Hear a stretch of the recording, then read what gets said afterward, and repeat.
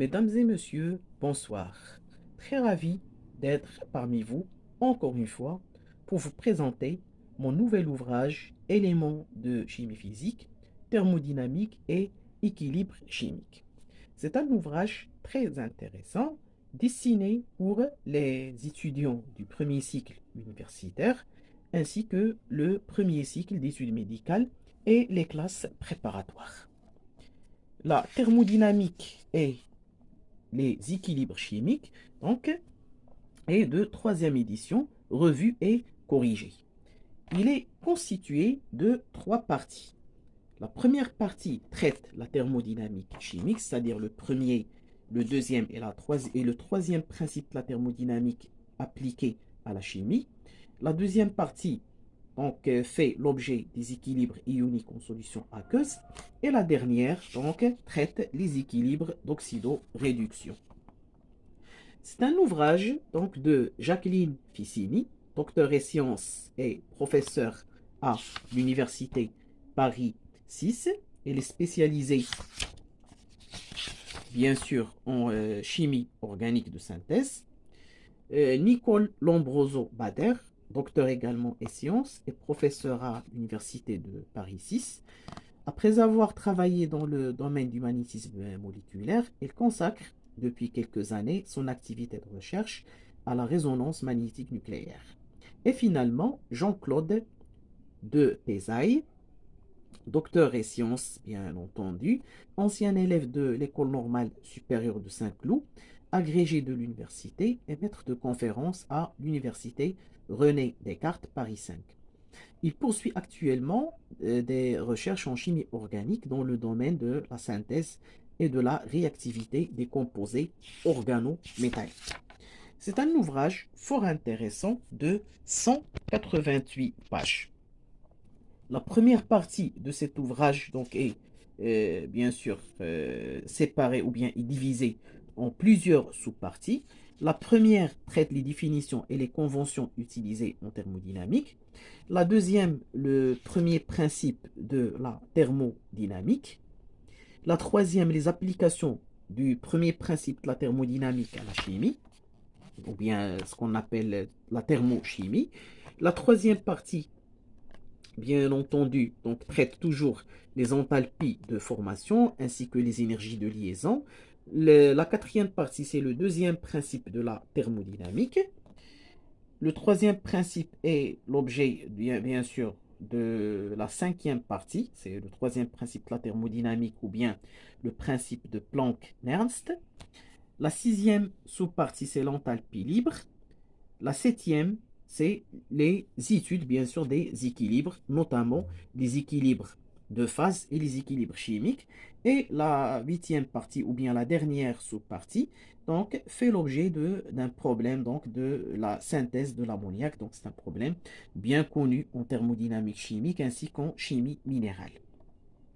La deuxième partie a pour sujet les équilibres ioniques en solution aqueuse. Il y a l'introduction à l'étude des solutions, l'évolution bien sûr de la notion d'acide et de base, la théorie protolytique bien sûr, bien la théorie protonique de Bronsted et Lowry, la troisième partie. La quatrième, c'est la détermination du pH des solutions aqueuses bien sûr d'acide, des bases et de sel. La cinquième partie traite les courbes de neutralisation, bien sûr, des acides et des bases, ou bien les courbes de titrage qui sont très importantes en chimie analytique, notamment en analyse volumétrique et en dosage. La sixième partie, c'est les équilibres de dissolution. Et la dernière, c'est les équilibres de complexation.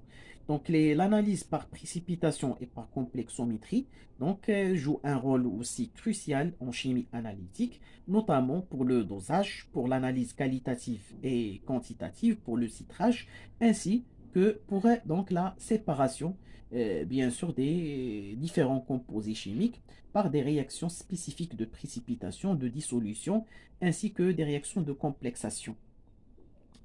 La troisième partie, c'est une introduction à l'électrochimie, c'est les équilibres d'oxydoréduction.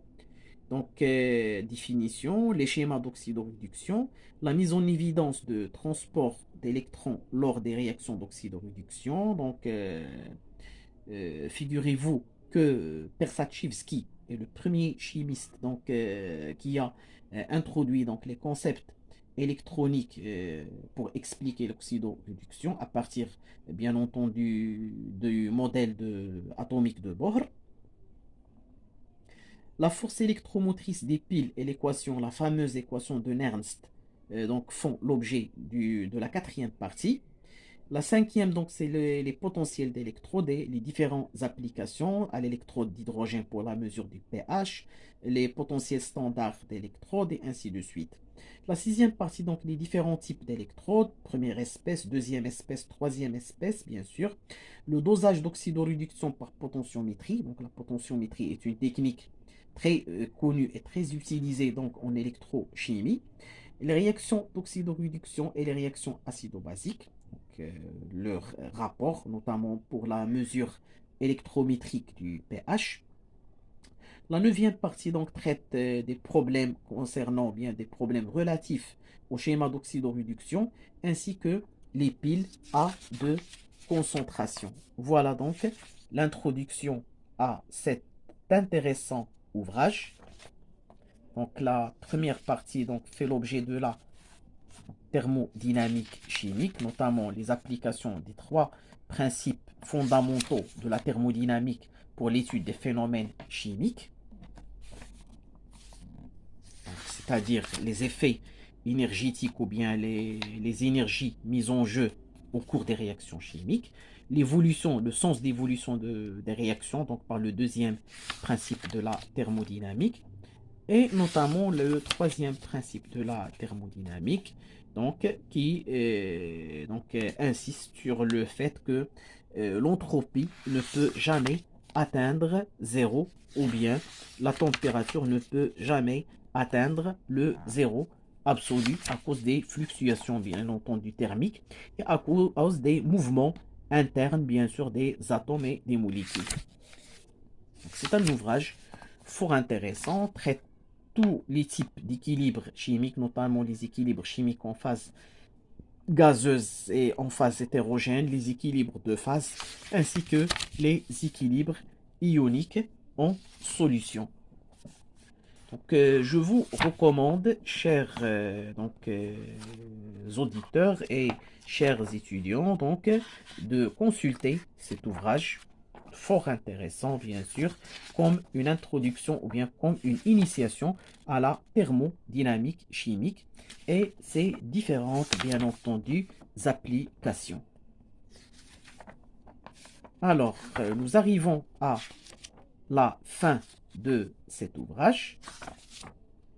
Merci de votre attention et attendez-nous dans une nouvelle vidéo.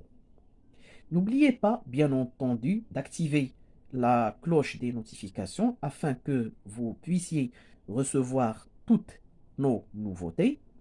Et n'oubliez pas également de vous abonner dans notre chaîne afin donc que vous puissiez, bien entendu, suivre tout, bien sûr, nos exposés et toutes nos vidéos fort instructives. Merci pour votre attention et à bientôt.